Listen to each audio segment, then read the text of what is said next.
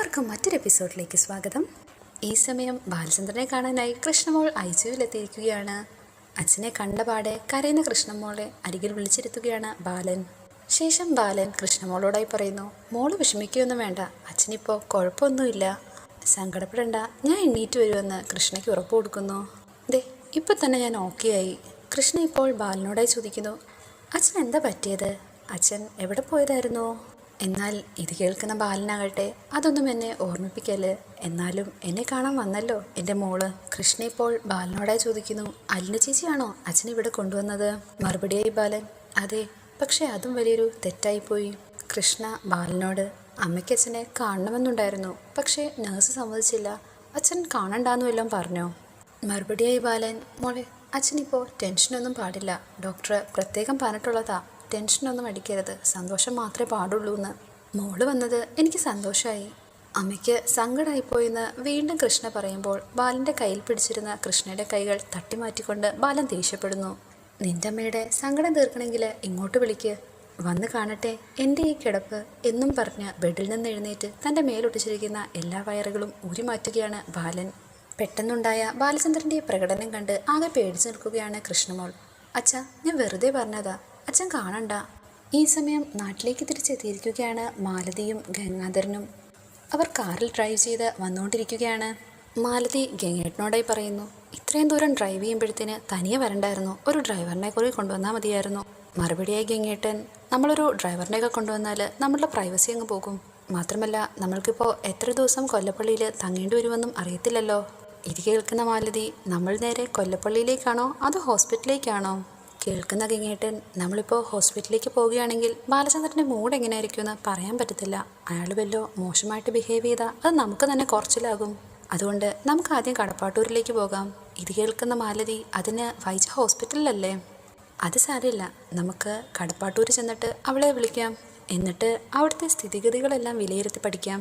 ഇത് കേൾക്കുന്ന മാലതി ഗംഗേട്ടനോടായി പറയുന്നു, നമുക്കാദ്യം വൈജയെ ഒന്ന് ബോധവൽക്കരിക്കണം, അവളുടെ ഈ എടുത്തുചാട്ടവും മുൻകോപ്പവും തന്നിഷ്ടമൊക്കെയാണ് എല്ലാത്തിനും കാരണം. ഇത് കേൾക്കുന്ന ഗംഗേട്ടൻ മറുപടിയായി, അവളെ ആദ്യം നിലയ്ക്ക് നിർത്തണം, അവളിനി തന്നിഷ്ടമൊക്കെ കാണിച്ചാൽ ബാലേന്ദ്രൻ അത് വകവെച്ച് കൊടുക്കത്തില്ല. മാലതി ഒന്നുകൂടി ചോദിക്കുന്നുണ്ട്, ബാലൻ നീലഗിരിയിൽ വന്നത് വൈജയോട് പറയണോ? ഇത് കേൾക്കുന്ന ഗംഗേട്ടനാവട്ടെ, നമ്മൾക്കാദ്യം അവിടെ ചെന്ന് അവിടുത്തെ സാഹചര്യം എന്താണോ അതനുസരിച്ച് എന്താണ് വേണ്ടതെന്ന് തീരുമാനിക്കാം. അങ്ങനെ അവർ വീണ്ടും യാത്ര തുടരുകയാണ്. ഈ സമയം ബബിത അമലിനെ ഫോണിൽ വിളിക്കുകയാണ്. താൻ വീട്ടിലാണെന്നും ബബിത അമലിനോട് വിവരം പറയുന്നുണ്ട്. മുൻപ് പറഞ്ഞു വെച്ചതുപോലെ നീ ഇങ്ങോട്ട് വരാനായി അമലിനോട് ബബിത ആവശ്യപ്പെടുന്നു. എന്നെ കൂടാതെ ഇവിടെ ആകെ സെർവൻ്റ് മാത്രമേ ഉള്ളെന്നും അമലിന് വിവരം കൊടുക്കുന്നുണ്ട്. ഈ സമയത്താണ് ബബിത ഇന്ന് കോളേജിൽ പോകാതെ വീട്ടിലിരിക്കുന്ന കാര്യം അലീനയുടെ ശ്രദ്ധയിൽപ്പെടുന്നത്. ബബിതയ്ക്കിന്ന് കോളേജ് ഇല്ലേന്ന് അലീന ചോദിക്കുമ്പോൾ ഇന്ന് ഞാൻ പോയില്ലെന്നാണ് മറുപടി. പോകാതിരുന്നാൽ ഒരു ദിവസത്തെ ക്ലാസ് മിസ്സാവത്തില്ലേ എന്ന് അലീന ചോദിക്കുമ്പോൾ അത് ഞാൻ മാനേജ് ചെയ്തോളാമെന്ന് ബബിത പറയുന്നു. ഞാൻ വിചാരിച്ചത് ബബിത പോയി കാണുമെന്നാ, ഇപ്പോൾ ആരോടോ ഫോണിൽ സംസാരിക്കുന്നത് കേട്ടപ്പോഴാണ് ഇവിടെ ഉണ്ടെന്ന് ഞാൻ അറിയുന്നതെന്ന് അലീന. ഇതിനെല്ലാം മറുപടിയായി ബബിത, എനിക്കിന്ന് നല്ല സുഖമില്ലായിരുന്നു. കേട്ടുടൻ തന്നെ അലീന എന്താണ് പറ്റിയതെന്ന് ചോദിക്കുന്നു. എന്തു പറ്റിയാലും നിനക്ക് എന്താണെന്ന് ബബിതയുടെ ചോദ്യത്തിന് ഞാൻ എന്തെങ്കിലും ഹെൽപ്പ് ചെയ്തു തരണോ എന്നാണ് അലീനയുടെ മറുപടി. കുറച്ച് സ്വൈര്യം എനിക്ക് തന്നാൽ മതിയെന്ന് ദേഷ്യത്തോടെ ബബിത പറയുന്നു. അങ്ങനെ അല്പസമയത്തിനകം തന്നെ അമൽ വീട്ടിലേക്ക് വന്നിരിക്കുകയാണ്. വീടൊന്നും തെറ്റിയില്ലായിരുന്നല്ലോ എന്ന് ബബിത അമലിനോടാ ചോദിക്കുമ്പോൾ മറുപടിയായ അയാൾ, ഞാൻ ഈ വീടിൻ്റെ മുമ്പിലെ ഗേറ്റിന് മുന്നിൽ കൂടി എത്ര തവണ പാസ് ചെയ്തെന്ന് എനിക്ക് തന്നെ അറിയത്തില്ല, അത് ഞാൻ ബാൽക്കണിയിലിരിക്കുമ്പോഴല്ലേ എന്ന് ബബിത ചോദിക്കുന്നു. മറുപടിയായി അമല്, ഈ വീട് കൊള്ളാമല്ലോ, ഇവിടെ സെർവൻ്റ് മാത്രമേ ഉള്ളോ? മുത്തശ്ശിയുണ്ടെന്ന് ഞാൻ പറഞ്ഞിട്ടില്ലേ, അതല്ലാതെ വേറെ ആരെങ്കിലും ഉണ്ടോ എന്ന് അമൽ ചോദിക്കുന്നു.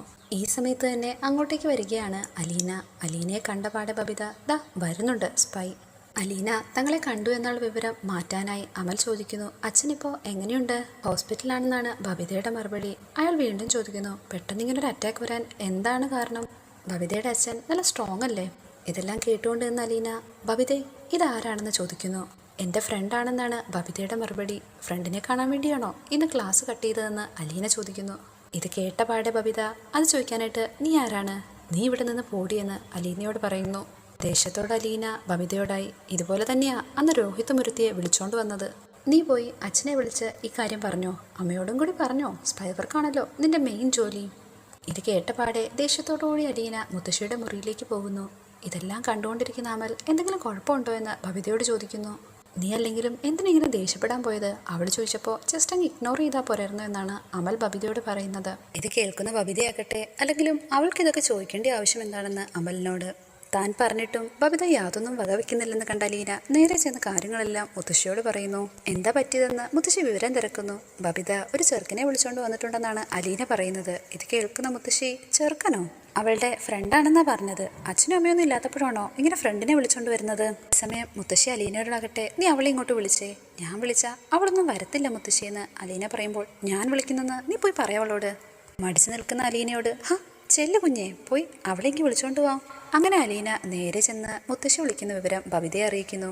എന്താ കാര്യം? നീ വല്ലതും ചെന്ന് പറഞ്ഞു കൊടുത്തു എന്ന് ബബിത തിരക്കുമ്പോൾ, അതെ, ഞാൻ മുത്തശ്ശിയോട് എല്ലാം പറഞ്ഞെന്ന് തന്നെ അലീന പറയുന്നു. എനിക്ക് പറയേണ്ട കടമയുണ്ട്, അതുകൊണ്ട് തന്നെ ഞാൻ പറഞ്ഞു കൊടുത്തു എന്ന് അലീന തീർത്തു പറയുന്നു. ഇത് കേൾക്കുന്ന ബബിത, പിന്നെ നീ പറഞ്ഞെന്ന് പറഞ്ഞ് മുത്തശ്ശി ഇപ്പൊ തന്നെ എന്നെ മൂക്കി വലിച്ചു കയറ്റും. അങ്ങനെ മുത്തശ്ശിയുടെ മുറിയിലേക്ക് ചെന്ന ബബിതയോടായി മുത്തശ്ശി ചോദിക്കുന്നു, നിന്നെ കാണാനായിട്ട് ഒരു ചെറുക്കൻ വന്നിട്ടുണ്ടെന്ന് അലീന പറഞ്ഞല്ലോ, അയാൾ എന്തിനാ വന്നിരിക്കുന്നതെന്ന് ബബിതയോട്. എന്നെ പെണ്ണ് കാണാൻ വന്നിരിക്കുന്നതാണ്, എന്താ മുത്തശ്ശിക്ക് വല്ല കുഴപ്പമുണ്ടോ എന്ന് ബബിത തിരിച്ചു ചോദിക്കുന്നു. ഇത് കേൾക്കുന്ന മുത്തശ്ശി കളിയകൽ രൂപേണ ബബിതയോട്, ആയിക്കോട്ടെ, എന്നാലും ഇത്ര ചെറുപ്പത്തിലെ ഇതൊക്കെ വേണോ? എന്നാ വേണോന്നാ മുത്തശ്ശി ചോദിക്കുന്നതെന്ന് ബബിത. അതായത് ഈ വീട്ടിലോട്ടുള്ള ഇങ്ങനെയുള്ള വിളിച്ചു വരുത്തലും കൂടിക്കാണലും എല്ലാം തന്നെ. തന്നോട് ഇത്രയൊക്കെ പറഞ്ഞതിന്റെ ദേഷ്യം തീർക്കാനായി ബബിത മുറിയിലകത്ത് കയറി വന്ന് മുത്തശ്ശിയോടായി ഇങ്ങനെ പറയുന്നു. മുത്തശ്ശിക്ക് തിന്നാനും കുടിക്കാനും ഒക്കെ കിട്ടുന്നില്ലേ? പിന്നെ ഇത് ഇങ്ങനെ ആവശ്യമില്ലാതെ ബാക്കിയുള്ളവരുടെ കാര്യത്തിൽ ഇടപെടുന്നത്? മറുപടിയായി മുത്തശ്ശി, നീ ഇങ്ങനത്തെ എന്തെങ്കിലും തെറ്റുകൾ കാണിക്കുമ്പോൾ അത് ഞങ്ങളല്ലേ തിരുത്തി തരേണ്ടിയത്? ശേഷം ബബിത മുത്തശ്ശിയോടായി തീർത്തു പറയുന്നു, എന്നെ ആരും തിരുത്താനൊന്നും വരണ്ട. മുത്തശ്ശിയുടെ സ്വന്തം കാര്യം മാത്രം നോക്കിയാൽ മതി. ഇത്രയും പറഞ്ഞ ശേഷം അലീനയുടെ നേർക്ക് തിരിഞ്ഞ്, ഇപ്പൊ നിന്റെ സൂക്കേട് തീർന്നോ എന്ന് ചോദിച്ച് ബബിത അവിടെ നിന്നിറങ്ങി അമലിന്റെ അടുത്തേക്ക് പോകുന്നു. അതിനുശേഷം അതാ ബബിത അമലിനെ കൂട്ടി തന്റെ റൂമിലേക്ക് പോവുകയാണ്. ഇത് കണ്ട് ദേഷ്യത്തോടെ അലീന, നീ എങ്ങോട്ടാ ഇയാളെ വിളിച്ചുകൊണ്ട്? ഇത് കേട്ടപാടെ ബബിത തിരിച്ചു ചോദിക്കുന്നു, അതൊക്കെ ചോദിക്കാനായിട്ട് നീ ആരാണ്? അലീന അങ്ങനെ ബബിതയോട് തിരിച്ചു ചോദിക്കുകയാണ്, അച്ഛന് ഹാർട്ട് അറ്റാക്ക് വന്ന് ഹോസ്പിറ്റലിൽ കിടക്കുന്ന സമയത്ത് തന്നെ വേണോ ഇതൊക്കെ? നിനക്ക് അച്ഛനെ കാണാൻ പോകാൻ സമയമില്ല, ബോയ് ഫ്രണ്ടിനെ വിളിച്ചു വരുത്തി ബെഡ്റൂം കാണിക്കാനൊക്കെ സമയമുണ്ട്. മറുപടിയായി ബബിത, എനിക്ക് തോന്നിയ കണക്ക് ചെയ്യും. ഞാനുള്ളപ്പോൾ ഇതൊന്നും നടക്കില്ല. ഞാൻ പോയി കഴിഞ്ഞ് നീ എന്ത് വേണമെങ്കിലും ആയിക്കോ എന്ന് അലീന പറയുന്നു. അങ്ങനെ ബബിത അലീനയോടായി ചോദിക്കുന്നു, ഞങ്ങളെ തടയാനുള്ള ധൈര്യം നിനക്കുണ്ടോ? ഇത് കേട്ടതും അലീന ദേഷ്യത്തോടെ, ദേ ബബിതേ, ഞാൻ ഇപ്പൊ തന്നെ മനുവേട്ടനെ വിളിച്ച് വിവരം പറയും, മാത്രമല്ല നിന്റെ അമ്മയെ വിളിച്ചു വരുത്തും. അലീന ഇത്രയും പറഞ്ഞതിന്റെ ദേഷ്യം തീർക്കാൻ എന്നോണം ബബിത അമലിന്റെ കയ്യിൽ പിടിച്ച് വീട്ടിൽ നിന്നിറങ്ങി എങ്ങോട്ടേക്കോ പോകുന്നു. സമയം മുത്തശ്ശിയുടെ മുറിയിലേക്ക് ചെന്ന അലീനയോട് അവരെന്തെന്ന് ചോദിക്കുമ്പോൾ, എങ്ങോട്ടേക്കോ പോയി, എങ്ങോട്ടാണ് പോയതെന്ന് തന്നോട് പറഞ്ഞില്ലെന്നും അലീന പറയുന്നു. എന്നാലും അവരോട് നീ എങ്ങോട്ടേക്കാ പോകുന്നതെന്ന് ചോദിച്ചില്ലേന്ന് മുത്തശ്ശി എടുത്തു ചോദിക്കുമ്പോൾ, അവള് അവനെയും കൂട്ടി അവളുടെ മോളിന്റെ മുറിയിലേക്ക് പോവുകയായിരുന്നു. അത് തടഞ്ഞിട്ട് ദേഷ്യത്തിലാണ് എങ്ങോട്ടേക്കോ ഇറങ്ങിപ്പോയതെന്ന് അലീന. ഇതൊന്നും ഞാൻ സമ്മതിക്കില്ലെന്ന് അവൾക്ക് മനസ്സിലായി. അപ്പോൾ ഒരു വാശിപ്പുറത്ത് അവളുടെ ബൈക്കിന്റെ പുറത്ത് കയറി ഒറ്റ പോക്ക്. ഇത്രയും കേട്ട ശേഷം മുത്തശ്ശി തന്റെ ഫോൺ എടുത്ത് അലീനയ്ക്ക് നേരെ നീട്ടുന്നു. ഈ വേഗം ഈ വിവരം ഒന്ന് വൈജയെ വിളിച്ച് പറഞ്ഞേന്ന് മുത്തശ്ശി ആവശ്യപ്പെടുമ്പോൾ, ഞാനെങ്ങുമില്ല, ഞാൻ വല്ലതും പറഞ്ഞിട്ട് വേണം എൻ്റെ മോള് എവിടെയെങ്കിലും പോട്ടെ, നിനക്ക് എന്താണെന്ന് തിരിച്ചു ചോദിക്കാൻ. അങ്ങനെയെങ്കിൽ നീ വേഗം അവളുടെ നമ്പർ ഡയൽ ചെയ്തെങ്കിൽ താ, ഞാൻ വിവരം പറഞ്ഞോളാമെന്ന് മുത്തശ്ശി. പക്ഷേ വൈജയെ ഫോണിൽ വിളിക്കുന്നുണ്ടെങ്കിലും കോൾ കണക്റ്റ് ആവുന്നില്ല. ഈ സമയം മുത്തശ്ശി പറയുന്നു, അടിച്ച വഴിയെ പോയില്ലെങ്കിൽ പോയ വഴിയെ തളിക്കുക, അങ്ങനൊരു ചൊല്ലു തന്നെ ഉണ്ടല്ലോ. ഇതെല്ലാം കേട്ട ശേഷം അലീന, എത്രയും പെട്ടെന്ന് ഇവിടെ നിന്ന് പോയി കിട്ടിയാൽ മതിയായിരുന്നു. അതിനുശേഷം ഗംഗാധരനും മാലതിയും അവരുടെ വീട്ടിലേക്ക് വന്നിരിക്കുകയാണ്. ആദ്യമായി കാണുന്നത് കൊണ്ട് തന്നെ അലീനയ്ക്ക് അവരാരൊക്കെയാണെന്ന് മനസ്സിലാകുന്നില്ല. ഇതോടുകൂടി ഇന്നത്തെ എപ്പിസോഡ് ഇവിടെ അവസാനിച്ചിരിക്കുന്നു. Please like, share and subscribe.